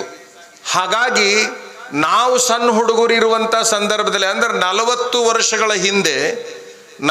ವರ್ಷಗಳ ಹಿಂದೆ ನಾವು ಬಹಳ ಚಲೋ ನೋಡಿದೀವಿ. ಎಲ್ಲ ಜಾತಿಯ ಜನಾಂಗದ ಕೊರಳಾಗ ಲಿಂಗವನ್ನ, ಹನಿ ಮೇಲೆ ಭಸ್ಮವನ್ನ ನಾವ ನೋಡಿದೀವಿ. ಲಿಂಗಾಯತರ ಕೊಳ್ಳಾಗ ಅಷ್ಟ ಅಲ್ಲ, ಈ ಹನಿ ಮೇಲಿನ ಭಸ್ಮ, ಕೊರಳಾಗಿನ ಲಿಂಗ ನೀತಿಯ ಸಂಕೇತವಾಗಿತ್ತು. ಇವರು ನೀತಿವಂತರಪ್ಪ, ಇವರು ಆಚಾರವಂತರಪ್ಪ, ಇವರು ವಿಚಾರವಂತರಪ್ಪ ಅನ್ನುವಂತಹ ಒಂದು ಸಿಂಬಲ್ ಆಗಿತ್ತದು. ಆದರೆ ಇವತ್ತಿನ ದಿವಸ ಏನಾಗೈತೆ ಅನ್ನೋದನ್ನು ಅವರು ಬಹಳ ಚಲೋ ವಿಮರ್ಶೆ ಮಾಡ್ಯಾರ. ಅದರ ಬಗ್ಗೆ ಬಹಳ ಹೇಳೋದು ಬೇಡ. ಎಷ್ಟು ಚಂದ ಬಸವ ಪುರಾಣ ಹೇಳಿದ್ರಿ, ಬಹಳ ಅದ್ಭುತ ರೀತಿಯೊಳಗೆ ಬಸವ ಪುರಾಣ ಹೇಳಿದ್ರು ಅಜ್ಜವ್ರು. ಕೇಳಿ ಬಹಳ ಖುಷಿ ಆಯಿತು. ನಾವು ಈ ಬಸವ ಪುರಾಣ ಹೇಳಿದವರ ಭಾಳ ಸಾರೆ ಕೇಳಿ ಬಹಳ ಆನಂದ ಆಯಿತು. ಹೇಳಿ ಸಂತೋಷ ಪಡೋದಕ್ಕಿಂತ ಕೇಳಿ ಸಂತೋಷ ಪಡೋದ್ರೊಳಗೆ ಬಹಳ ಆನಂದ ಇರ್ತೈತಿ. ಹೇಳಿದರೆ ಸಂತೋಷ ಆಗೋದಿಲ್ಲ, ಕೇಳಿದರೆ ಹೆಚ್ಚು ಸಂತೋಷ ಆಗ್ತದೆ. ಇವತ್ತಿನ ದಿವಸ ಅವರು ಬಸವ ಪುರಾಣವನ್ನೇ ಹಿಂಗೆ ಲೀಲಾಜಾಲವಾಗಿ ಹೇಳ್ತಿರ್ಬೇಕಾದ್ರೆ ನಾವು ಭಾಳ ಹಿಂದೆ ಓದಿರ್ತಕ್ಕಂಥ ಒಂದು ಘಟನೆ ನೆನಪಾಯಿತು. ಅದು ಯಾವುದು ಘಟನೆ ಅಂತಂದ್ರೆ, ಬಹಳ ದೊಡ್ಡ ಒಬ್ಬ ಆದರ್ಶ ವ್ಯಕ್ತಿಯಾಗಿ ಹೋದ್ರು ಈ ದೇಶದೊಳಗೆ. ಈಶ್ವರ ಚಂದ್ರ ವಿದ್ಯಾಸಾಗರ ಅಂತ ಅವರ ಹೆಸರು. ಈಶ್ವರ ಚಂದ್ರ ವಿದ್ಯಾಸಾಗರ. ಈಶ್ವರ ಚಂದ್ರ ವಿದ್ಯಾಸಾಗರ ಒಂದು ದಿವಸ ಏನು ನೋಡಕ್ಕೆ ಹೋಗಿದ್ರು ಅಂತಂದ್ರೆ, ನಾಟಕ ನೋಡಲಿಕ್ಕೆ ಹೋಗಿದ್ರು. ಆಗಿನ ಕಾಲಕ್ಕೆ ನಾಟಕಗಳು ಬಹಳ ಚಂದ ಇರ್ತಿದ್ವು. ಈಗಿನ ಕಾಲದ ನಾಟಕದ ಹೆಸರು ನೋಡಿದ್ರೆ ಓಡಿ ಹೋಗ್ಬೇಕು. ಅವು ಏನು ಹೆಸರುಗಳು ಇರ್ತಾವ, ಆ ಹೆಸರು ನೋಡಿಬಿಟ್ರೆ ಓಡೇ ಹೋಗ್ಬೇಕು ಮರ್ಯಾದೆ ಇದ್ದವ್ರು, ಹಂಗಿರ್ತಾವೆ. ಆದ್ರೆ ನಮ್ಮ ದೇಶದೊಳಗೆ ಪುರಾಣಗಳು ಹೆಂಗೆ ಜನರನ್ನು ಜಾಗೃತರನ್ನಾಗಿ ಮಾಡಿದವು, ನಾಟಕಗಳು ಹಂಗೆ ಜಾಗೃತರನ್ನಾಗಿ ಮಾಡಿದವು. ನಾಟಕಗಳು ಬಹಳ ದೊಡ್ಡ ಕೆಲಸ ಮಾಡ್ಯಾವ ಇಲ್ಲಿ. ಈಶ್ವರ ಚಂದ್ರ ವಿದ್ಯಾಸಾಗರ್ ನೋಡಕ್ಕೆ ಹೋಗಿರ್ತಕ್ಕಂಥ ನಾಟಕದ ಹೆಸರು ಯಾವುದು ಅಂತಂದ್ರೆ ದ್ರೌಪದಿಯ ವಸ್ತ್ರಾಪಹರಣ. ಆ ನಾಟಕದ ಹೆಸರು ದ್ರೌಪದಿಯ ವಸ್ತ್ರಾಪಹರಣ. ದ್ರೌಪದಿಯ ವಸ್ತ್ರಾಪಹರಣ ಹೆಂಗಾತು, ಯಾರಿಂದ ಆತು, ಅದು ಏನು ನಡೀತು ಅನ್ನುವಂತಹದ್ದರ ತೋರಿಸುವಂತಹ ಪ್ರಸಂಗ ಅದಾಗಿತ್ತು. ಎಲ್ಲರೂ ನೋಡಕ್ಕೆ ಕುಂತಂಗೆ ಈಶ್ವರ ಚಂದ್ರ ವಿದ್ಯಾಸಾಗರು ಕೂಡ ಮುಂದಿನ ಸಾಲಿನೊಳಗೆ ಕುಂತಿದ್ರು. ನಾಟಕ ನಡೀತು ನಡೀತು ನಡೀತು ನಡೀತು. ಆ ದ್ರೌಪದಿಯ ಸೀರೆಯ ಸೆರಗಿಗೆ ದುಶ್ಯಾಸನ ಕೈ ಹಾಕುವಂಥ ಸಂದರ್ಭ ಅದು ಅಲ್ಲಿಗೆ ಬಂತು ನೋಡ್ರಿ. ದ್ರೌಪದಿಯ ಸೀರೆಯ ಸೆರಗಿಗೆ ಆ ದುಶ್ಯಾಸನನ ಪಾತ್ರ ಮಾಡಿದವ ಹಿಂಗೆ ಕೈ ಹಾಕಿದ. ಇನ್ನೇನು ಹಿಂಗೆ ಎಳಿತಾನ ಅನ್ನೋದ್ರೊಳಗನ ಈಶ್ವರ ಚಂದ್ರ ವಿದ್ಯಾಸಾಗರ್ ಮುಂದೇನು ಕುಂತಿದ್ರಲ್ಲ ನಾಟಕ ನೋಡಕ್ಕೆ, ಓಡಿ ಹೋದ್ರು. ಎಲ್ಲಿಗೆ? ಆ ಸ್ಟೇಜ್ ಮೇಲೆ ಓಡಿ ಹೋಗಿ ಕಾಲಾಗಿನ ಬೂಟ್ ತೆಗೆದು ಅವನು ಹೊಡಿಯಕ್ಕೆ ಹೋಗ್ಯಾರ. ಯಾರನ್ನ? ಆಕೆ ದ್ರೌಪದಿನೂ ಅಲ್ಲ, ಇವ ದುಶ್ಯಾಸನನೂ ಅಲ್ಲ. ನಿಮ್ಮ ಗಮನದಾಗಿರ್ಲಿ, ಸೀರೆ ಉಟ್ಕೊಂಡು ಪಾತ್ರ ಮಾಡಿದ್ದು ದ್ರೌಪದಿನೂ ಅಲ್ಲ, ಅದನ್ನು ಜಗ್ಗಾಕ ಕೈ ಹಾಕಿದವ ದುಶ್ಯಾಸನನೂ ಅಲ್ಲ. ಆಶ್ಚರ್ಯ ಅಂತಂದ್ರೆ, ಆ ಸಂದರ್ಭ ನೋಡಿ ಕಾಲಾಗಿನ ಬೂಟ್ ತಗೊಂಡು ಕೈಯಾಗಿ ಹಿಡ್ಕೊಂಡು ಓಡಿ ಹೋಗಿ ಹಿಂಗೆ ಕೈ ಎತ್ತಿದ ಕೂಡ್ಲೇನೆ, ಇನ್ನೂ ಹೊಡೆದಿದ್ದಿಲ್ಲ, ಆ ಪಾತ್ರ ಮಾಡಿರ್ತಕ್ಕಂಥ ಪಾತ್ರಧಾರಿ ಎರಡೂ ಕೈಯನ್ನು ಮುಗಿದು ಕೈ ಜೋಡಿಸಿಕೊಂಡು ನಿಂತ ಅವ್ರ ಹತ್ರ, ಈಶ್ವರ ಚಂದ್ರ ವಿದ್ಯಾಸಾಗರ್ ಹತ್ರ. ಎರಡೂ ಕೈ ಜೋಡಿಸಿ ಹಿಂಗೆ ಕೈ ಮುಕ್ಕೊಂಡು ನಿಂತು ಕೂಡ್ಲೇನೆ ಈಶ್ವರ ಚಂದ್ರ ವಿದ್ಯಾಸಾಗರಿಗೆ ಯಾವಾಗ ಅವ ಕೈ ಮುಗಿದ, ಅಯ್ಯೋ ಇದು ಕರೆ ಕರೆನ ಮಾಡಿ ನಾ ಇಲ್ಲಿಗೆ ಬಂದುಬಿಟ್ನೆಲ್ಲ, ಇದು ನಾಟಕ ಅಲ್ಲ ಅಂತ ಅವಾಗ ಗೊತ್ತಾಯ್ತು ಅವ್ರಿಗೆ. ನಾನು ನಾಟಕದ ಸ್ಟೇಜಿನಲ್ಲಿ ಕುಂತೀನಿ, ಇದು ನಾಟಕ ನಡೆದೈತೆ ಅನ್ನೋದನ್ನೇ ಮರೆತು ಹೋಗಿಬಿಟ್ಟಾರ ಅವರು. ಅಂದ್ರೆ ಅವರಿಬ್ಬರು ನಾಟಕ ಹೆಂಗೆ ಮಾಡಿದ್ರು ವಿಚಾರ ಮಾಡ್ರಿ, ಪಾತ್ರಧಾರಿಗಳು ಹೆಂಗಿದ್ರು ಅನ್ನುವಂಥದ್ದನ್ನು ವಿಚಾರ ಮಾಡ್ರಿ. ಅಷ್ಟು ಅದ್ಭುತವಾದ ನಾಟಕ ಅದಾಗಿತ್ತು. ಆ ಮನುಷ್ಯ ಏನಿದ್ನಲ್ಲ, ಯಾರು ಆ ದುಶ್ಯಾಸನನ ಪಾತ್ರ ಮಾಡಿದವ, ಆ ಕೈಯಾಗಿ ಏನಿತ್ತಲ್ಲ ಕಾಲಾಗಿಂದು, ಅದನ್ನು ಗಬಕ್ಕನ ಕೈಯಾಗಿ ಇಸ್ಕೊಂಡು ತಲೆ ಮೇಲೆ ಇಟ್ಕೊಂಡು ಇಡೀ ಸ್ಟೇಜ್ ತುಂಬ ಕುಣಿದಾಡಿಬಿಟ್ನಂತವ. ಯಾಕ? ಇಡೀ ದೇಶದೊಳಗೆ ಈಶ್ವರ ಚಂದ್ರ ವಿದ್ಯಾಸಾಗರ್ ಅಂತಂದ್ರೆ ಗಾಂಧೀಜಿ ಅಂತವ್ರು ಅವರಿಗೆ ಕೈ ಮುಕ್ಕೊಂಡು ನಿಲ್ತಿದ್ರು. ಮಹಾತ್ಮ ಗಾಂಧೀಜಿ ಅಂತವ್ರು ಬಹಳ ದೊಡ್ಡ ಮನುಷ್ಯ ಈಶ್ವರ ಚಂದ್ರ ವಿದ್ಯಾಸಾಗರ, ಬಹಳ ಆದರ್ಶ. ಅಂಥ ವ್ಯಕ್ತಿಗೆ ನನ್ನ ಪಾತ್ರ ಇಷ್ಟರ ಮೆಟ್ಟಿಗೆ ಪರಿಣಾಮ ಬೀರೈತಲ್ಲ, ಈ ಜನ್ಮ ಸಾರ್ಥಕ ಆತಂತೇಳಿ ತಿಳ್ಕೊಂಡು ಅದನ್ನು ತಲೆ ಮೇಲೆ ಇಟ್ಕೊಂಡು ಸ್ಟೇಜ್ ತುಂಬ ಕುಣಿದಾಡಿ ಬಿಟ್ಟಿದ್ದ. ನಾ ಏನು ಕೊಟ್ಟರು ಇದನ್ನು ಮಾತ್ರ ಕೊಡೋದಿಲ್ಲ ಅಂತೇಳಿ ಹೋಗಿ ತನ್ನ ಮನೆಯೊಳಗೆ ಅದನ್ನು ಕಪಾಟಿನಾಗ ಇಟ್ಟಿದ್ದ. ನಾ ನಾಟಕ ಮಾಡಿದ್ದು ಸಾರ್ಥಕ ಆತು ಅಂತೇಳಿ ಹೇಳ್ಕೊಳ್ತಾ ಇದ್ದ ಅಂತನ್ನುವಂಥದ್ದು. ಅಂದರೆ ಆ ನಾಟಕ ಹೇಗಿತ್ತು ಅಂತಂದರೆ, ಇದು ದ್ರೌಪದಿಯ ವಸ್ತ್ರಾಪಹರಣ ನಿಜವಾಗಲೂ ನಡೆದೈತಿ ಅನ್ನುವಂತಹ ಸಂದರ್ಭವನ್ನು ಹೇಳುವಂಥದ್ದಾಗಿತ್ತು. ಇದನ್ಯಾಕೆ ನಿಮಗೆ ಹೇಳಾಕತ್ತೀವಿ ಅಂದ್ರೆ ನಮ್ಮ ಉಪ್ಪಿನ ಬೆಟಗೇರಿ ಅಜ್ಜವರು ಬಸವ ಪುರಾಣ ಹೇಳಾಕತ್ತಿದ್ರು ಅಂತಂದ್ರೆ ಬಸವಣ್ಣ ಬಂದು ಅಲ್ಲಿ ನಿಂತಾನ, ಅದು ಅನುಭವ ಮಂಟಪನ ಆಗಿ ಕಾಣಕತ್ತೈತಿ ಅನ್ನುವಂಥ ಚಿತ್ರಣವನ್ನು ಹಿಂಗೆ ಸುಮ್ಮನೆ ತಂದು ನಿಲ್ಲಿಸಿಬಿಡ್ತಾರ ಅವ್ರು. ಈಗ ನಾವು ಎಲ್ಲರೂ ಕಲ್ಯಾಣದೊಳಗೆ ಅದೀವಪ್ಪ, ಬಸವಣ್ಣನ ಮನೆಯೊಳಗನ ಅದೀವಿ, ಆ ಸಂದರ್ಭ ಹಂಗೆ ಕಾಣಕತ್ತೈತಿ ಅನ್ನುವಂಗ ನಿಜವಾದ ಒಂದು ಆ ವ್ಯವಸ್ಥೆಯನ್ನು ತೋರಿಸುವಂತಹ ವಾಣಿ ಶಕ್ತಿ ಯಾರಿಗೈತಿ ಅಂತಂದ್ರೆ ಆ ಪೂಜ್ಯರಿಗಿದೆ ಅಂತಕ್ಕಂಥದ್ದನ್ನು ನಾವೆಲ್ಲ ಅರ್ಥ ಮಾಡ್ಕೋಬೇಕು. ಮನುಷ್ಯನ ಮೇಲೆ ನನಗಂತೂ ಬಹಳ ಪರಿಣಾಮ ಆಯಿತು. ಅವರೊಂದು ಮಾತನ್ನು ಹೇಳಿದರು. ಆ ಭದ್ರ ಅನ್ನುವಂಥ ಕಳ್ಳ ಬಂದಾಗ ಆ ಕಳ್ಳನಲ್ಲಿ ಕೂಡಲ ಸಂಗಮನಾಥನನ್ನು ಕಂಡ್ರು. ಅವ್ರದ್ದೊಂದು ವಚನ ಇದೆ, ಎತ್ತೆತ್ತ ನೋಡಿದಡತ್ತತ್ತ ನೀನೇ ದೇವ. ವಿಚಾರ ಮಾಡಿದ್ರಿ ಆ ಸಂದರ್ಭ ಎಂಥದ್ದು ಅಂತಂದ್ರೆ, ಎತ್ತೆತ್ತ ನೋಡಿದಡತ್ತತ್ತ ಬಸವನೆಂಬ ಬಳ್ಳಿ, ಲಿಂಗವೆಂಬ ಗೊಂಚಲು, ಆ ಲಿಂಗವೆಂಬ ಗೊಂಚಲು ಹಿಂಗೆ ಒತ್ತಿ ಹಿಂಡಿದಾಗ ಭಕ್ತಿ ಎಂಬ ರಸ. ಆ ಸಂದರ್ಭದು ಹಂಗಿತ್ತು ಬಸವಣ್ಣನ ಕಾಲಕ್ಕೆ. ಎಲ್ಲಿ ನೋಡ್ತಿರಲ್ಲಿ ಬಸವಣ್ಣ, ಎಲ್ಲಿ ನೋಡ್ತಿರಲ್ಲಿ ಎಲ್ಲರ ಕೊರಳಾಗ ಲಿಂಗ, ಎಲ್ಲಿ ನೋಡ್ತಿರಲ್ಲಿ ಹನಿ ಮೇಲೆ ಭಸ್ಮ ರುದ್ರಾಕ್ಷಿ ಕಾಣುವಂತಹ ಕಾಲದೊಳಗೆ ಏನಾಯಿತು ಅಂತಂದ್ರೆ, ಕಳ್ಳ ಬಸವಣ್ಣನ ಮನೆಗೆ ಬಂದಾನ. ನಿಮಗೆ ಚಲೋ ಜನ ಬಂದರೂ ಕಳ್ಳರ ಕಂಡಂಗೆ ಕಾಣ್ತಾರ, ನಿಮಗೆ ಚಲೋ ಮಂದಿ ನಮ್ಮಲ್ಲಿ ಬಂದ್ರು ಕೂಡ ಕಳ್ಳರ ಕಂಡಂಗೆ ಕಾಣ್ತಾರ. ಆದ್ರೆ ಬಸವಣ್ಣನ ಮನೆಗೆ ಕಳ್ಳು ಬಂದ್ರು ಕೂಡ ಕೂಡಲ ಸಂಗಮನಾಥ ಕಂಡಂಗೆ ಕಂಡ. ವಿಚಾರ ಮಾಡಬೇಕು, ನಮ್ಮ ದೃಷ್ಟಿಗೂ ಬಸವಣ್ಣನ ದೃಷ್ಟಿಗೂ ಎಷ್ಟು ವ್ಯತ್ಯಾಸ ಐತಿ ಅಂತೇಳಿ. ಎತ್ತೆತ್ತ ನೋಡಿದಡತ್ತತ್ತ ನೀನೇ ದೇವ. ಬಸವಣ್ಣ ಏನಂತಾನೆ, ಬಸವಣ್ಣನ ದೃಷ್ಟಿ ಎಷ್ಟು ಪವಿತ್ರವಾಗಿತ್ತು ಅನ್ನೋದಕ್ಕೆ ಈ ವಚನ. ಯಾಕಡೆ ನೋಡ್ತೀನಿ ಆ ಕಡೆ ನೀನೇ ಕಾಣ್ತೀಯಪ್ಪ, ನಂಗೆ ಬೇರೆ ಏನೂ ಕಾಣವಲ್ದು ಅಂತ ವಿಚಾರ ಮಾಡಬೇಕು. ನಮ್ಮ ದೃಷ್ಟಿ ಚಲೋ ಇತ್ತು ಅಂತಂದ್ರೆ, ನಮ್ಮ ಕಣ್ಣು ಚಲೋ ಇದ್ದು ಅಂತಂದ್ರೆ ನಮಗೆ ಯಾವುದೂ ಕೆಟ್ಟದಾಗಿ ಕಾಣೋದಿಲ್ಲ. ಧರ್ಮರಾಜನ ದೃಷ್ಟಿಗೆ ಕೆಟ್ಟದ್ದು ಕಾಣಲಿಲ್ಲ, ದುರ್ಯೋಧನನ ದೃಷ್ಟಿಗೆ ಚಲೋದು ಕಾಣಲಿಲ್ಲ ಅಂತ ಒಂದು ಕಥೆ ಐತಿ. ಯಾಕ, ಅವರವರ ದೃಷ್ಟಿ ಹೆಂಗಿರ್ತೈತಿ ಹಂಗೆ ಕಾಣ್ತೈತಿ.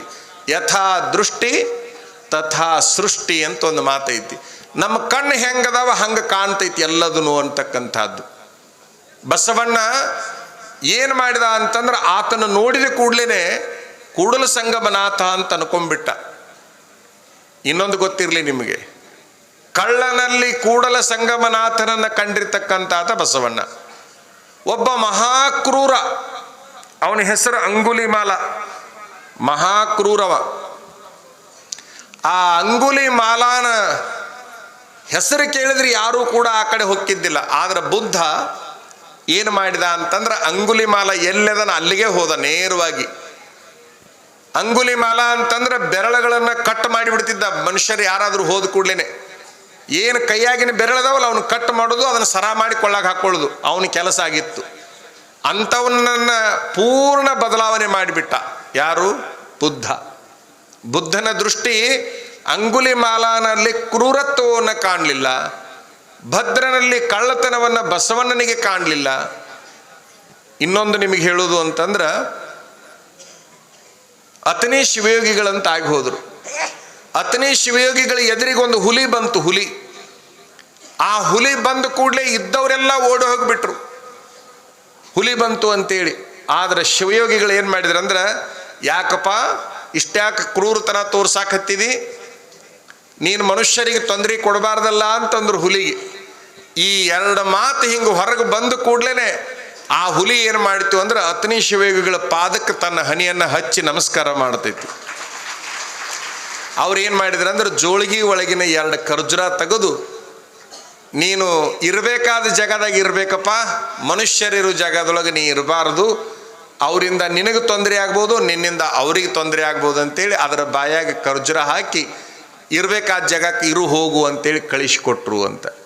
ಅಂದರೆ ಆ ಸಾತ್ವಿಕ ಶಕ್ತಿ ಅಂತಕ್ಕಂಥದ್ದು ಕ್ರೂರ ಹುಲಿಯನ್ನು ಸಜ್ಜನ ಹುಲಿಯನ್ನಾಗಿ ಮಾಡ್ತದೆ.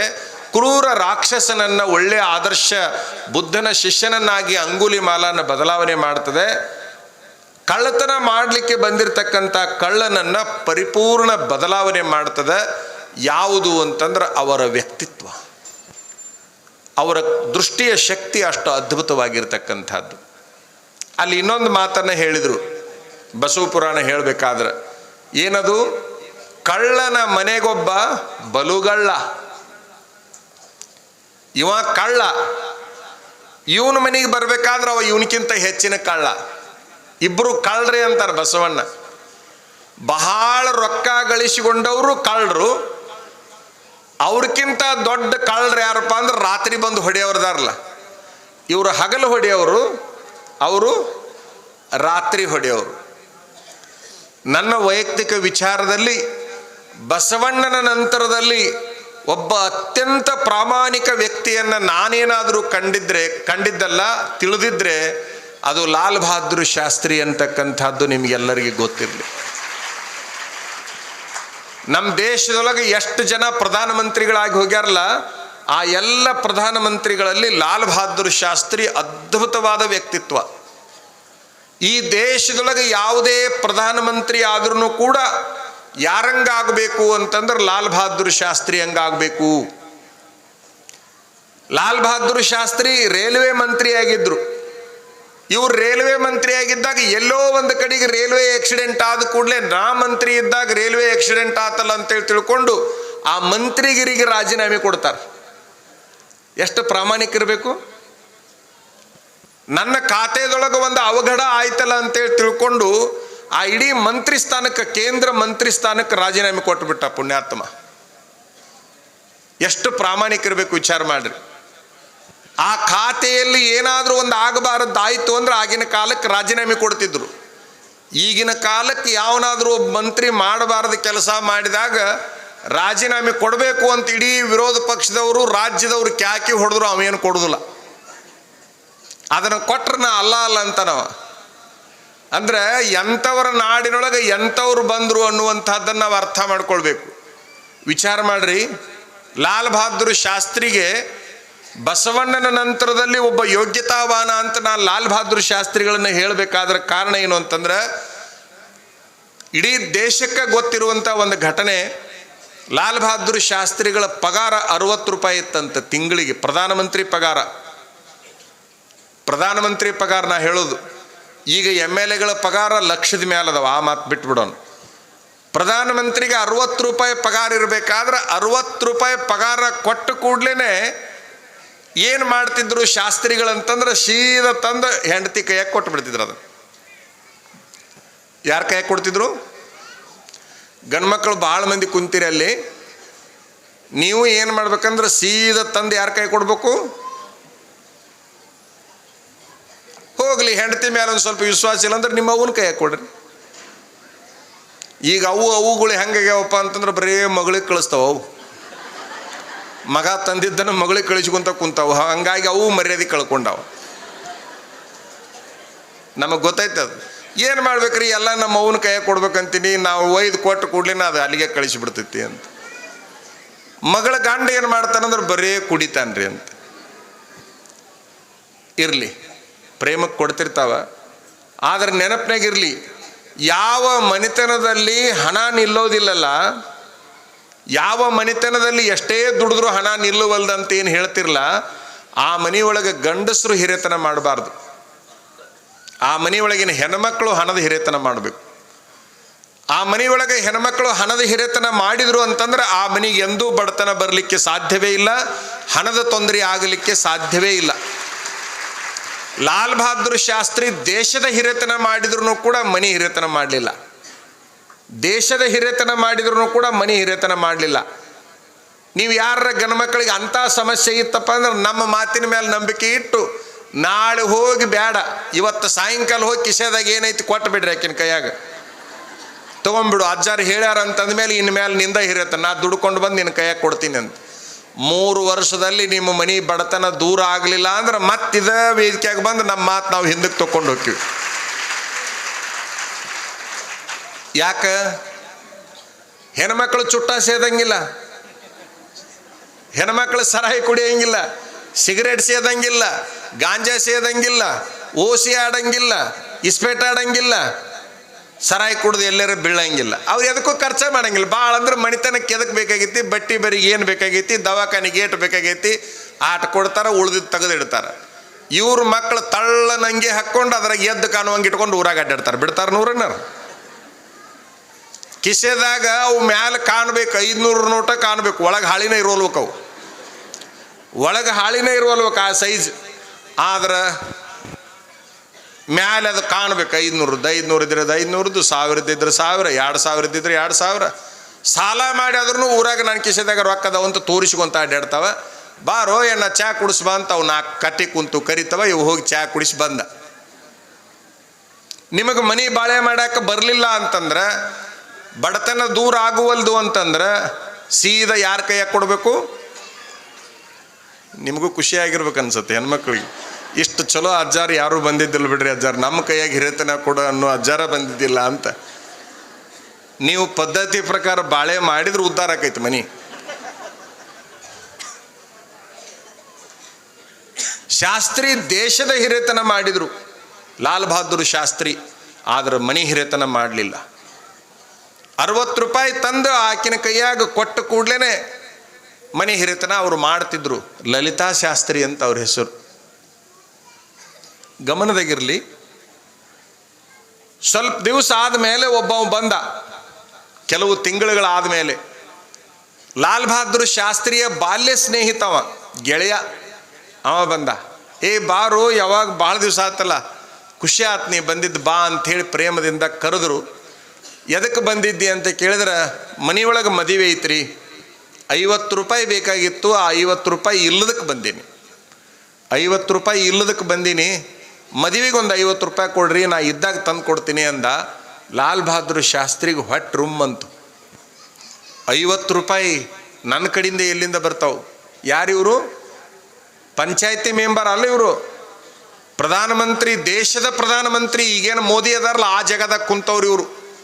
50 ರೂಪಾಯಿ ಕೇಳಕ್ಕೆ ಬಂದಾಗ ಮಾನಸಿಕ ಮಾಡಿಕೊಂಡು ಮುಖ ಸಪ್ಪಗೆ ಮಾಡಿಕೊಂಡು ಕುಂತರು. ಮುಖ ಸಪ್ಪಗೆ ಮಾಡಿಕೊಂಡು ಕುಂತು ಕೂಡ್ಲೇ ನೀರು ಕೊಡಕ್ಕೆ ಬಂದಿರುವಂಥ ಲಲಿತಾ ಶಾಸ್ತ್ರಿ ಲಾಲ್ ಬಹದ್ದೂರ್ ಶಾಸ್ತ್ರಿ ಅಂದ್ರೆ ಗಂಡನ ಮುಖ ಸಪ್ಪಗಾಗೈತಿಲ್ಲ ಅಂತೇಳಿ ತಿಳ್ಕೊಂಡು ನಿಧಾನಕ್ಕನ 1 ನಿಮಿಷ ಒಳಗೆ ಬರ್ರಿ ಅಂತೇಳಿ ಕರೆದು, ಅವ್ರು ಬರೋಕ್ಕಿಂತ ಮೊದಲು ನಿಮ್ಮ ಮುಖ ಭಾಳ ಚಲೋ ಇತ್ತು, ನಕ್ಕೋಂತ ಕುಂತಿದ್ರಿ, ಅವ್ರು ಬಂದ ಮೇಲೆ ನಿಮ್ಮ ಮುಖ ಸಪ್ಪಗೆ ಯಾಕಾಗೈತಿ ಅಂತ ಕೇಳಿದರು. ಬಹುಶಃ ಹೆಣ್ಣು ಮಕ್ಕಳು ಈ ದೇಶದೊಳಗೆ, ಇಡೀ ದೇಶದೊಳಗೆ ನಾವು ಹೇಳೋದು, ಯಾರಾದರೂ ಗಂಡಸರು ಮುಖ ಸಪ್ಪಗೆ ಮಾಡಿಕೊಂಡು ಜೋತು ಬಿಟ್ಕೊಂಡು ಕುಂತರು ಅಂತಂದ್ರೆ ಆಗಿಂದಾಗ ಯಾರು ತಾಯಿಯರಾಗಿರಲಿ, ಹೆಂಡತಿಯರಾಗಿರಲಿ, ಅಕ್ಕ ತಂಗಿಯರಾಗಿರಲಿ, ಯಾರೇ ಆಗಿರಲಿ, ಒಬ್ಬ ಹೆಣ್ಮಕ್ಳು ಆಗಿಂದಾಗ ಗಂಡ್ಮಕ್ಳನ್ನ ಕೇಳ್ತಾರೆ, ಯಾಕೆ ಮುಖ ಸಪ್ಪಗಾಗೈತಿ ಅಂಥೇಳಿ. ಇದು ಸುಳ್ಳ ಕರೆಯುವ ಕರೆಯಲ್ಲ? ಯಾಕೆ ಮುಖ ಯಾಕೆ ಸಪ್ಪಗಾಗೈತಿ ಅಂತ ಕೇಳ್ತಾರೆ ಅವರು. ಅದ ಒಬ್ಬ ಹೆಣ್ಮಗಳು ಮುಖ ಸಪ್ಪಗೆ ಮಾಡ್ಕೊಂಡು ಕುಂತ್ಲ ಅಂತಂದ್ರೆ, ಯಾಕೆ ಬಿಕ್ಕೊಂಡು ಕುಂತಿ? ಇವು ಮಜಾ ಹೆಂಗೈತಿ ನೋಡ್ರಿ. ಆ ಕಳಕಳಿ ಹೆಂಗಿರ್ತೈತಪ್ಪ ಅಂದ್ರೆ, ಇವ್ರು ಕೇಳೋದಕ್ಕೂ ಅವ್ರು ಕೇಳೋದಕ್ಕೂ, ನಾನೇ ಸುಳ್ಳೇನು ಹೇಳಕತ್ತಿಲ್ಲ, ಬಿಕ್ಕೊಂಡು ಕುಂತೈತಿ ನೋಡಿ, ಎದಕ್ಕೆ ಕುಂತೈತದೇನೆ ಅಂತೇಳಿ ಚಲುವ ಮಾಡ್ತಾರೆ. ಅಂದರೆ ಅದನ್ನೇ ಸ್ವಲ್ಪ ಬೇರೆ ದೃಷ್ಟಿ ಒಳಗೆ, ಬೇರೆ ಭಾಷೆ ಒಳಗೆ ಪ್ರಯೋಗ ಮಾಡಿದ್ರೆ ಅದರ ಸಂಬಂಧಗಳು ಬೇರೆ ಇರ್ತಾವೆ. ಲಾಲ್ ಬಹದ್ದೂರ್ ಶಾಸ್ತ್ರಿ ಅಂತಾರ, ಅವ ನನಗೆ ಅತೀ ಬೇಕಾದ ಪ್ರೇಮದ ಗೆಳೆಯ, ಮನಾಗ ಮದುವೆ ಐತಂತ ಎಂದೂ ಏನೂ ಕೇಳಲಾರ್ದವ, ಕೊಡ್ತೀನಿ ಅಂದ್ರೂ ಇಸ್ಕೊಳ್ಳಾರ್ದವ. ಅವ 50 ರೂಪಾಯಿ ಕೇಳಕ್ಕೆ ಬಂದಾನೆ, ಎಲ್ಲಿಂದ ಕೊಡಲಿ ನಾನು? ಕೊಡ್ಬೇಕನ್ರಿ ಅವಂಗ ಅಂದ್ಲು. ಹಾಂ ಕೊಡಬೇಕು, ನನ್ನ ಕಡೆಗಿಲ್ಲಲ್ಲ, ನೀವೇನು ಚಿಂತೆ ಮಾಡಬೇಡ್ರಿ, ನನ್ನ ಕಡೆಗಿದಾವ್ ತಗೋರಿ ಅಂತೇಳಿ 50 ರೂಪಾಯಿ ಕೊಟ್ಬಿಟ್ಲಾಕಿ. ಇನ್ನೂ ಪಗಾರ ಆಗಿದ್ದಿಲ್ಲ, ಮುಂದೆ ಬರೋದಿತ್ತು ಪಗಾರ. 1-2-3 ದಿನದಾಗ ನಿನ್ನ ಕೈಯಾಗ 50 ರೂಪಾಯಿ ಎಲ್ಲಿ ಬಂದು? ಗಾಬರಿ ಅಕ್ಕಾರ ಲಾಲ್ ಬಹದ್ದೂರ್ ಶಾಸ್ತ್ರಿ. ಎಲ್ಲಿಂದ ತಂದಿನ 50 ರೂಪಾಯಿ? ಏನಿಲ್ರಿ, ನೀವೇನು ತಿಂಗಳ 60 ರೂಪಾಯಿ ಕೊಡ್ತಿದ್ರಲ್ಲ, ಆ 60 ರೂಪಾಯಿದೊಳಗೆ 10 ರೂಪಾಯಿ ತೆಗೆದಿಟ್ಕೋಂತ 50 ರೂಪಾಯಿದೊಳಗೆ ಮನಿ ನಡೆಸ್ಕೊಂತ ಬಂದೀನಿ, ಹಾಗಾಗಿ 50 ರೂಪಾಯಿ ಉಳ್ದವು ತಗೋರಿ ಅಂತೇಳಿ ಕೈಯಾಗ ಕೊಟ್ಲು. ಮನೆಯನ್ನು ನಡೆಸಿ 10 ರೂಪಾಯಿ ಉಳಿಸಿದ್ಲು ಲಾಲ್ ಬಹದ್ದೂರ್ ಶಾಸ್ತ್ರಿ ಹೆಂಡತಿ. ಹಾಗಾಗಿ ಆ ಮನಿತನ ಉಳಿದಿತ್ತು. ಆಕೆ ಎಷ್ಟು ಪ್ರಾಮಾಣಿಕಿರಬೇಕು, ಈತ ಎಷ್ಟು ಪ್ರಾಮಾಣಿಕ ಗೊತ್ತಾ? ಲಾಲ್ ಬಹದ್ದೂರ್ ಶಾಸ್ತ್ರಿ ಅವಂಗೆ 50 ರೂಪಾಯಿ ಕೊಟ್ಟು ಕಳಿಸಿ ಬಡ ಬಡ ಒಂದು ಬಿಳೆ ಹಾಳಿ ತೊಗೊಂಡು ಪತ್ರ ಬರೆದ್ರಂತ ಇವ್ರು ಸರ್ಕಾರಕ್ಕೆ, ನಂಗೆ 60 ರೂಪಾಯಿ ಹೆಚ್ಚಾಕತಿ, ಇನ್ಮೇಲೆ 50 ರೂಪಾಯಿ ಪಗಾರ ಕೊಡ್ರಿ, ನಂಗೆ 60 ಬೇಡ ಅಂತೇಳಿ ಪತ್ರ ಬರೆದ್ರಿ ಇವ್ರು. ಅಂದ್ರೆ 10 ರೂಪಾಯಿ ಉಳಿತೈತಿ ಅಂದ್ರೆ ಅದು ಬೇಡ ನಮಗೆ ಅಂತ. 10 ರೂಪಾಯಿ ಉಳಿತೈತಿ ಅಂದ್ರೆ ಬೇಡ ಅಂತ ಹೇಳಿ ಲಾಲ್ ಬಹದ್ದೂರ್ ಶಾಸ್ತ್ರಿ ಸರ್ಕಾರಕ್ಕೆ ಪತ್ರ ಬರಿಬೇಕಾದ್ರೆ ನಮ್ದೊಂದು ಪ್ರಶ್ನೆ ಐತಿ ಈ ಸಭಾಕ್ಕೆ, ಸರ್ಕಾರಕ್ಕೆ ನನ್ನ ಪಗಾರ ಹೆಚ್ಚಾಗೈತಿ ಕಡಿಮೆ ಮಾಡ್ರಿ ಅಂತ ಯಾರಾದರೂ ಲಾಲ್ ಬಹದ್ದೂರ್ ಶಾಸ್ತ್ರಿ ನಂತರ ಪತ್ರ ಬರೆದವ್ರು ಅದಾರನು? ನೌಕರಿದಾರರ, ರಾಜಕಾರಣಿಗಳರ ಯಾರ ಬರ್ದಾರನು? ಬ್ಯಾಡ ಅಂದವ್ರು ಅದಾರನು? ಇಲ್ಲ.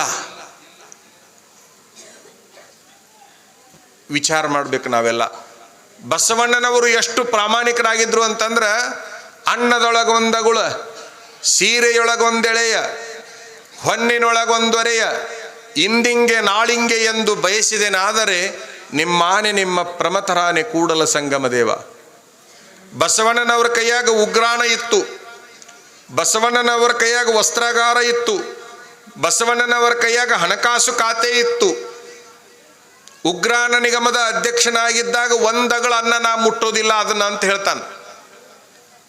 ವಸ್ತ್ರಾಗಾರ ಪರಿಪೂರ್ಣ ಆತನ ಕೈಯಾಗಿತ್ತು. ಎಲ್ಲ ಪ್ರಜೆಗಳಿಗೆ ಹಂಚತಕ್ಕಂಥ ಬಟ್ಟೆಗಳೆಲ್ಲ ಅಲ್ಲೇ ಇದ್ರು ಕೂಡ ಅದರಾಗಿಂದ ಒಂದು ಬಟ್ಟೆ ಅಲ್ಲ ಒಂದು ಎಳಿ ಮುಟ್ಟಂಗಿಲ್ಲ ಅಂತಾನೆ ಬಸವಣ್ಣ. ಹಣಕಾಸು ಖಾತೆ ಇತ್ತಲ್ಲ ಅದರಾಗಿಂದು ಒಂದು ಒರೆಯನ್ನ ನಾನು ಮುಟ್ಟಂಗಿಲ್ಲ ಅಂತ ಹೇಳ್ತಾನೆ ಬಸವಣ್ಣ. ನನಗಾಗಿ ಬಯಸಿದನಾದರೆ ತಲೆದಂಡ ಅನ್ನುವಷ್ಟರ ಮೆಟ್ಟಿಗೆ ಬಸವಣ್ಣನವರು ಮಾತಾಡಬೇಕಾದ್ರೆ ಬಸವಣ್ಣನವರು ಎಷ್ಟು ಪ್ರಾಮಾಣಿಕರಾಗಿದ್ರು ಅಂತಕ್ಕಂಥದ್ದನ್ನು ತಾವೆಲ್ಲ ಅರ್ಥ ಮಾಡ್ಕೋಬೇಕು. ಒಟ್ಟಾರೆ ಕಳ್ಳನ ಮನೆಗೊಬ್ಬ ಬಲುಗಳ್ಳ ಅಂತಂದರೆ ಸಂಪಾದನೆ ಕಳ್ಳತನಕ್ಕೆ ಕಾರಣ ಆಗ್ತದೆ ಅಂತಕ್ಕಂಥದ್ದನ್ನು ಅವ್ರು ಹೇಳ್ತಕ್ಕಂಥವ್ರಾಗಿದ್ದಾರೆ. ನಾವೆಲ್ಲ ಸ್ವಲ್ಪ ಒಂದಿಷ್ಟು ಬದಲಾವಣೆಯನ್ನು ಮಾಡ್ಕೋಬೇಕು ಅಂತಕ್ಕಂಥದ್ದು. ಸೀರೆ ಬಗ್ಗೆ ಹೇಳ್ತಾ ಇದ್ರು ಅಜ್ಜವರು. ಇದನ್ನ ಏನದು ಬಸವಣ್ಣನವರ ಹೆಂಡತಿಯ ಒಂದು ವಿಚಾರಗಳನ್ನು ಹೇಳ್ತಾ ಇದ್ರು. ಕಿವಿ ಕುಂಡಲಗಳು, ಕರ್ಣ ಕುಂಡಲಗಳು ಅಂತಾರ, ಬೆಂಡೋಲೆ ಅಂತ ನೀವಂತೀರಿ. ಆ ಕರ್ಣ ಕುಂಡಲಗಳನ್ನು, ಕೊರಳಾಗಿನ ಸರಗಳ ಬಗ್ಗೆ ಇದನ್ನೆಲ್ಲ ಹೇಳ್ತಿರ್ಬೇಕಾದ್ರೆ ಆ ಘಟನೆ ಏನೈತಲ್ಲ ಅದು ಭಾಳ ಮಹತ್ವದ ಘಟನೆ ಅಂತಕ್ಕಂಥದ್ದು. ಯಾವುದು ಅಂತಂದ್ರೆ ತಾಳಿ ಕೊಟ್ಟು ಬಿಡು ಅದನ್ನು, ನಾನ ಇದ್ದಾಗ ತಾಳಿ ಹಾಕಬೇಕು ಅನ್ನುವಂಥ ಮಾತು. ನಾನ ಇದ್ದಾಗ ತಾಳಿ ಹಾಕಬೇಕು ಅಂತ ಕೇವಲ 12ನೇ ಶತಮಾನದೊಳಗೆ ಮಾತ್ರ ಇಂಥವ್ರು ಇದ್ರು ಅಂತಲ್ಲ. ನಮ್ಮ ದೇಶಕ್ಕೆ ಇನ್ನೂ ಸ್ವಾತಂತ್ರ್ಯ ಸಿಕ್ಕಿದ್ದಿಲ್ಲ. ಮಹಾತ್ಮ ಗಾಂಧಿ ಬೆಂಗಳೂರಿಗೆ ಬಂದಿದ್ರು. ಎದಕ್ಕೆ ಬಂದಿದ್ರು ಅಂದ್ರೆ ಒಂದಿಷ್ಟು ದೇಣಿಗೆ ಕೇಳಬೇಕು ಕರ್ನಾಟಕದ ಜನರಿಗೆ ಅಂತ ಬಂದಿದ್ರು. ಆ ದೇಣಿಗೆಯನ್ನು ಕೇಳಬೇಕು ಅಂತ ಬಂದಂಥ ಸಂದರ್ಭದೊಳಗೆ ಬಸವಣ್ಣನವರು, ಇದು ಗಾಂಧೀಜಿಯವರು ವೇದಿಕೆ ಮೇಲೆ ನಿಂತುಕೊಂಡು ಜನಗಳೆಲ್ಲ ಸೇರಿದ್ರು. ನಮ್ಮ ಸ್ವಾತಂತ್ರ್ಯ ಹೋರಾಟಕ್ಕೆ ಒಂದಿಷ್ಟು ದೇಣಿಗೆ ಕೊಡ್ರಿ ಅಂತ ಒಂದು ಮಾತು ಅಂದುಬಿಟ್ರು ನೋಡ್ರಿ.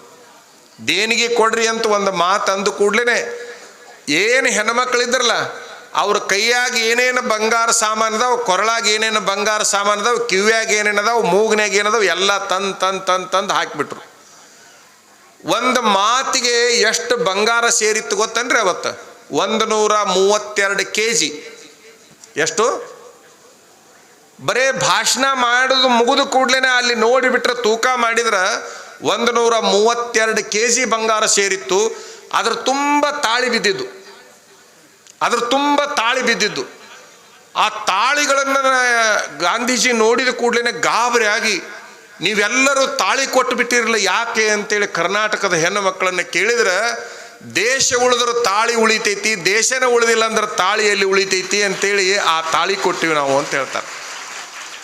ನಮ್ಮ ಹೆಣ್ಣು ಮಕ್ಕಳು ಎಷ್ಟು ಚಲೋ ಅದಾರ ಕರ್ನಾಟಕದವರು ಅಂತಂದ್ರೆ, ತಾಳಿಗೆ ಮಹತ್ವ ಕೊಟ್ಟವರಲ್ಲ, ದೇಶಕ್ಕೆ ಮಹತ್ವ ಕೊಟ್ಟವರು. ಬಸವಣ್ಣನವರು ಹೆಂಡತಿಯ ತಾಳಿಗೆ ಮಹತ್ವ ಕೊಟ್ಟವರಲ್ಲ, ಕಳ್ಳನಲ್ಲಿ ಕೂಡಲ ಸಂಗಮನಾಥನನ್ನು ಕಂಡಿರ್ತಕ್ಕಂಥವ್ರು. ಇಂಥವ್ರು ಅದಾರಂತನ ಈ ರಾಜ್ಯದೊಳಗೆ ಇವತ್ತಿನ ತನಕ ಬೇರೆ ಬೇರೆ ರಾಜ್ಯದೊಳಗೆ ಏನು ಪಾಪ ಕಾರ್ಯಗಳು ನಡೀತಾವ ಅಂಥವು ಯಾವೂ ಕೂಡ ಕರ್ನಾಟಕದಲ್ಲಿ ನಡೀತಾ ಇಲ್ಲ ಅಂತಕ್ಕಂಥದ್ದನ್ನು ನೀವೆಲ್ಲ ಅರ್ಥ ಮಾಡ್ಕೊಳ್ಬೇಕು ಅಂತಕ್ಕಂಥದ್ದು. ಬಹುಶಃ ನಿಮಗೆ ತಂಡಿ ಭಾಳ ಹತ್ತೈತಿ, ಎಂದೂ ಅನುಭವಿಸಲಾರದ ತಂಡಿ ಈ ಸರಿ ಬಂದೈತಿ, ಹೌದಲ್ಲ? ಆ ತಂಡಿ ಒಳಗೆ ಪಾಪ ಬಳಲ್ತಾ ಇದ್ದೀರಿ. ನಿಮ್ಮ ಮ್ಯಾಲೆ ಎಷ್ಟು ಕಣಿಕರ ನೋಡ್ರಿ ಅಜ್ಜಾರಿಗೆ. ಎಲ್ಲ ಈ ತಗಡು ಹಾಕಿ ಅದ್ರ ಮೇಲೆ ಮತ್ತೆ ಏನೇನು ಹಾಕಿ ಆ ನಂತರ ಆ ಕಡೆ ಪೆಂಡಾಲ್ ಹಾಕಿ ಇಷ್ಟೆಲ್ಲ ಮಾಡಿ ಕೊಟ್ಟಾರ, ಹೌದಲ್ಲ? ಎಷ್ಟು ಕರುಣೆ ಇರಬೇಕು ಅವರಿಗೆ, ಜನಗಳಿಗೆ ಭಾಳ ಚಂದ ಕುಂದಿರಲಿ ಅಂತ. ಇದು ಎಲ್ಲ ಕಿವಿ ತುಂಬಿಕೊಂತೀರಿ. ಕಿವಿ ತುಂಬಿಕೊಂಡ ಮೇಲೆ ಮನಸ್ಸು ತುಂಬಿಕೊಂತೀರಿ.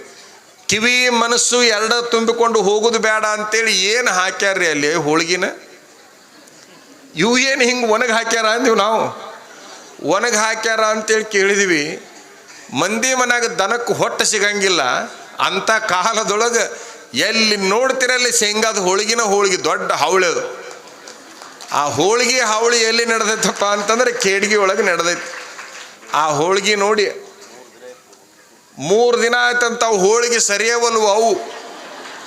ಅವು ಏನು ಬಸವಣ್ಣ ತಂತಂದ್ರೆ ರಾತ್ರಿ ಹಾಕಿ ಹೊಂಟಾನೋ ಏನೋ ಗೊತ್ತಾಗುವಲ್ದಾಗತೈತಿ.